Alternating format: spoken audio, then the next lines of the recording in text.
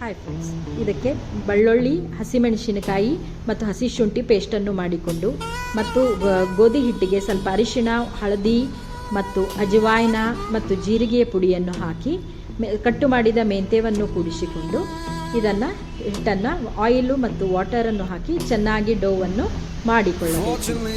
ಇದನ್ನು ಮಾಡಿದ ನಂತರ ಸ್ವಲ್ಪ ಹೊತ್ತು ನೆನೆಯಲು ಬಿಡಬೇಕು. ಒನ್ ಅವರ್ ನೆನೆಯಲು ಬಿಡಬೇಕು. ನಂತರ ಸ್ವಲ್ಪ ನೆನೆಸಿದ ನಂತರ ಇದಕ್ಕೆ ತವಾವನ್ನು ಇಟ್ಟು ನಾವು ಬಿಸಿ ಬಿಸಿಯಾದ ಪರೋಠವನ್ನು ಚೆನ್ನಾಗಿ ಲಟ್ಟಿಸಿ ತೆಳುವಾಗಿ ನಮಗೆ ಹೇಗೆ ಬೇಕೋ ಹಾಗೆ ಮಾಡಿಕೊಂಡು ಪರೋಠವನ್ನು ಇದರ ಮೇಲೆ ಕಾದ ತವೆ ಮೇಲೆ ಹಾಕಿ ಅದನ್ನು ಚೆನ್ನಾಗಿ ಎರಡೂ ಕಡೆ ಚೆನ್ನಾಗಿ ಬೇಯಿಸಬೇಕು. ಬೇಯಿಸಿದ ನಂತರ ರುಚಿಯಾದ ನಮ್ಮ ಮೇಥಿ ಪರೋಠ ರೆಡಿಯಾಗುತ್ತದೆ.